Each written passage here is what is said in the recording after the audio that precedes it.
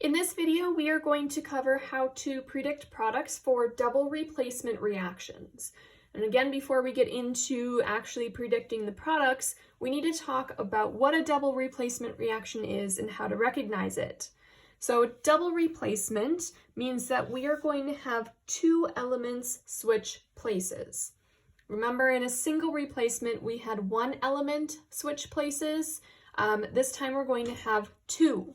So the way to recognize a double replacement reaction from the reactants alone is you are going to see a compound reacting with another compound. Okay, so an example would be if we had sodium chloride reacting with, let's say, silver nitrate. We have a compound reacting with a compound, we know then that it is a double replacement reaction. Now the products that you are going to predict, you are going to form a new compound and another new compound. So it has a compound reacting with a compound to form a compound and a compound. Now there is a trick to figuring out the new compounds, and that is that the inside elements are going to form one of the new compounds, and the outsides are going to join together to form the other. Okay, so this drawing probably should be done in every single double replacement reaction to remember that the insides are going to go together and the outsides go together to form those two products. Okay, so let's try and get into, also, before I forget, you are going to be using something called your solubility rules. So this is located on your reference sheet that the decomposition rules were located on. These are going to be used in order to tell if a product is soluble or insoluble. If a product is soluble, that means that it is going to stay in solution. It is not going to be seen. You aren't going to notice anything. It's just going to stay in solution. To note that something is soluble, you are going to put an AQ after it. The other option is for a compound to be insoluble. When something is insoluble, it is going to come out of solution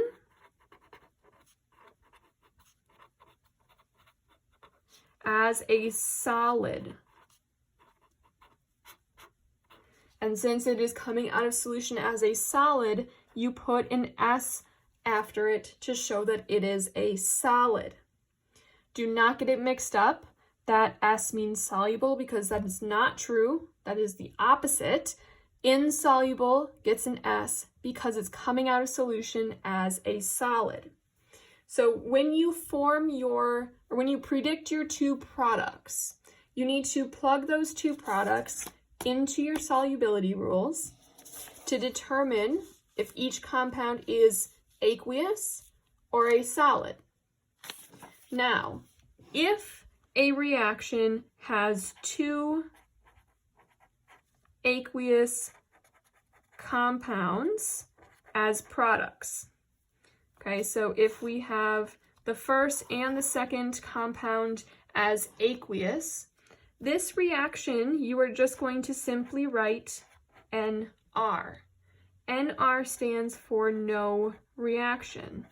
If nothing comes out of solution, okay, if we don't have a solid product, there is going to be no reaction, because one of the easiest ways to tell if a reaction is taking place is that a solid comes out. That's very obvious that something new is being made. So if nothing comes out of solution, you put NR, which means no reaction, and this means you don't balance it because nothing is happening. If you have one aqueous compound and one solid compound, then that reaction is going to take place, and this would force you then to have to balance that equation. Okay, so 2 aqueous products equals no reaction, you don't balance it. 1 aqueous product and 1 solid product means that that reaction is going to happen and you would balance it. If you should ever get 2 solid compound products, that would still be a reaction, so you would also have to balance that. This will be rare. Okay, most of them are either going to be 1 aqueous, 1 solid, or 2 aqueous products. Okay, so now that we've talked about the solubility rules, we can get into actually trying to predict products. So let's try some practice problems for double replacement reactions. We are going to start with the first one and we'll work our way down. So we have here potassium iodide reacting with lead chlorate. So remember that the insides are going to form a new compound and the outsides are going to form a new compound. So we are going to bond the lead with the iodine to make one product and the potassium to the chlorate to make our second. So let's start with the lead iodide. Now remember, when we make a new compound, we need to crisscross. So we need to figure out what the charge on the lead is in order to make this new compound, because lead is one of those transition metals that can have multiple charges. So we're going to refer back to the products or the reactant side, and we're going to reverse crisscross to find the charge of the lead. So you see this 2 here on the chlorate. That is telling us that the lead is a +2. So that is going to be what we use over here in order to crisscross and make that product. We know that iodine is a -1, and so we are going to crisscross those. The 2 here is going to come down on the iodine, the 1 would come down on the lead, but we don't write that. Let's go ahead and make our second product here. We have potassium that is going to now pair with chlorate. The charge on, since we made a new compound, we need to crisscross. So the charge on potassium is a +1. The charge on chlorate is a -1. Those are equal and opposite, so they cancel out, leaving us with KClO3. Now we aren't done yet, because we need to use the solubility rules to determine if both of the products are going to be soluble or insoluble. So let's start here. We have lead iodide. So we're going to look through our rules. Here's iodine. What am I thinking? We have all iodides are soluble, except those containing silver, mercury, copper, and lead with a +2 charge. So this iodine is with a lead and a +2 charge, which means this is insoluble. If something is insoluble, we put an S after it, which stands for solid. It's going to come out of solution as a solid. Next, we'll do the potassium chlorate. So we look for chlorate, it's here. Chlorate are soluble. So if something is soluble, remember that we use an AQ to show that it's going to stay in solution. It's aqueous. So we are going to put an AQ after that to show that it is soluble. And since one of our products is a solid and the other is aqueous, this reaction will run, which means that you would have to go through then and balance this, but we're not going to do that in this video. So let's go ahead and try the second one. Again, the insides are going to make one of the products and the outsides are going to make the other. Now, if you aren't used to seeing polyatomics yet, it can be a little confusing where they start and end. So I would make sure that you go through before even doing any of this. And if you need to put parentheses around the polyatomics to make it more obvious to you, do that. Okay, so we are going to have the silver go with that sulfate. And since we made a new compound, we need to crisscross. Silver we know is a +1. Sulfate is a -2. We're going to put this 2 down on the silver to form Ag2SO4. The other product is going to contain sodium and phosphate. Sodium is a +1 charge. Phosphate is a -3. So we put this 3 down on the sodium. And now before we do anything else, we need to check our solubility rules. So silver sulfate, here's sulfates, are soluble except those containing calcium, strontium, barium, silver, and lead. So that means this is insoluble. If it's insoluble, we put an S after it, meaning it's going to come out of solution as a solid. Now let's plug in sodium phosphate. Phosphates are insoluble except those containing ammonium and group 1 compounds. So group 1 is where sodium is located, meaning this is going to be soluble, so we put an AQ after it. And since one of the products is insoluble, the other is soluble, this reaction will run. Let's try this third one. Again, if you can't see the polyatomics, go ahead and put parentheses around them so you are able to see them. We have 3 in this one. So the insides are going to make a new compound and the outsides are going to make a new compound. So the first one is going to contain ammonium and carbonate.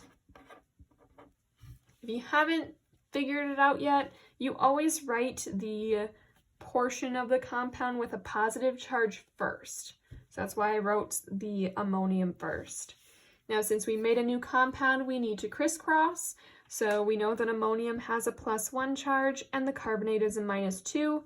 So we need to put parentheses around the ammonium and put a 2 down there.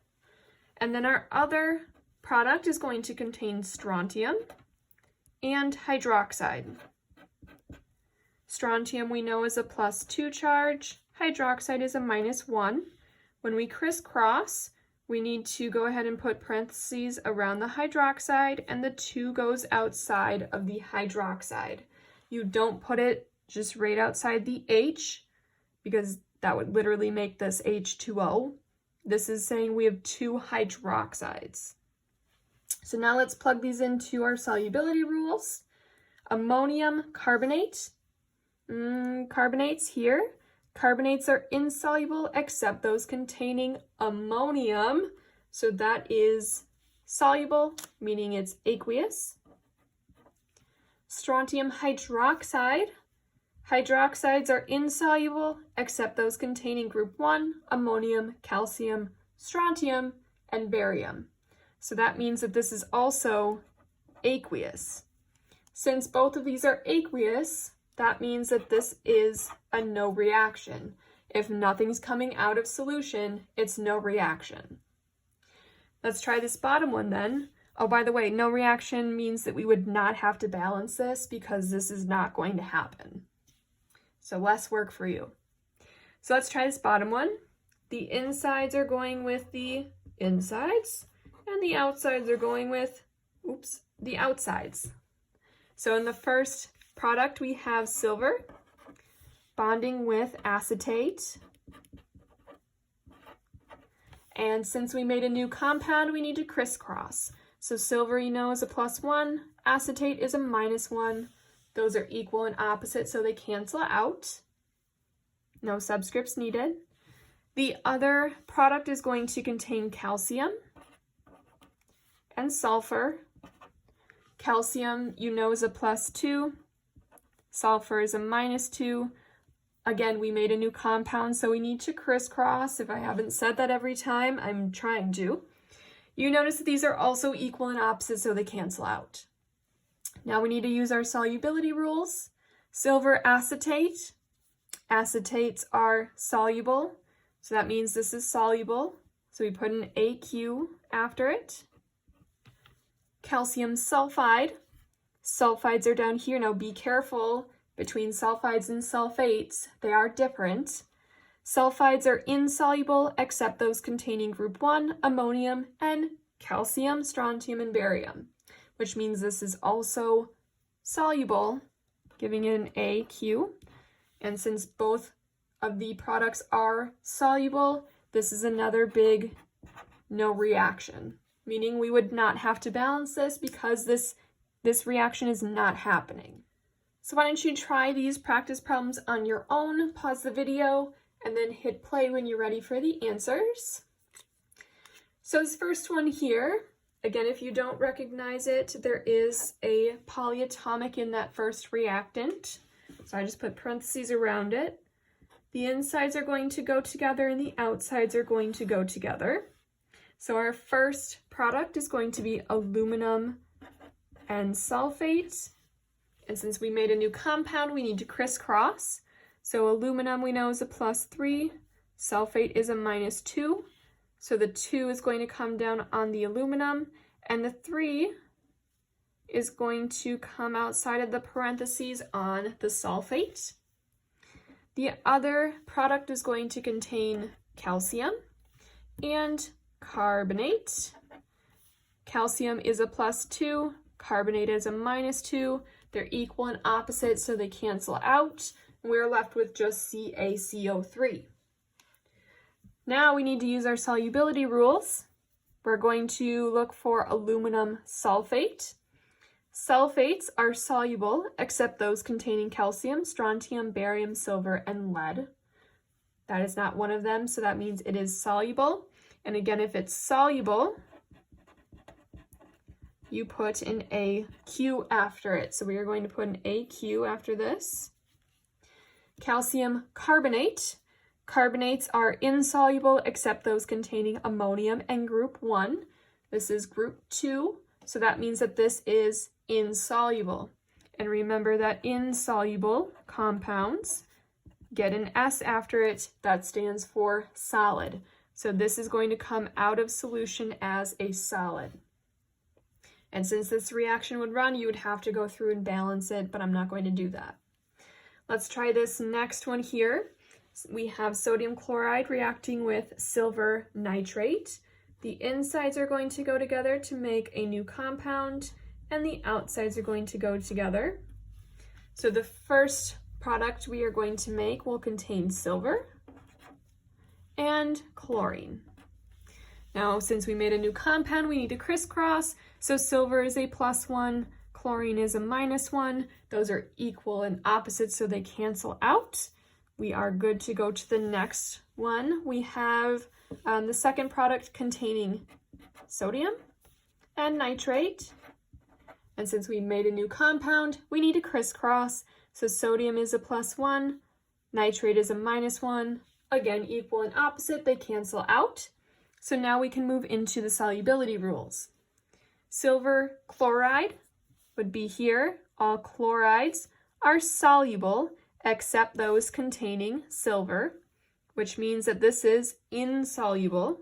So we're going to put an AQ, an S after it. There we go, because it's insoluble. And then the sodium nitrate, all nitrates are soluble, which means that this will get the AQ because it is soluble. So again, since one of the products is a solid, that means that this reaction will run, so you would have to balance that. This third one does contain a polyatomic there in case you didn't recognize it. The insides are going to go together and the outsides will go together. So the first product will contain barium and hydroxide.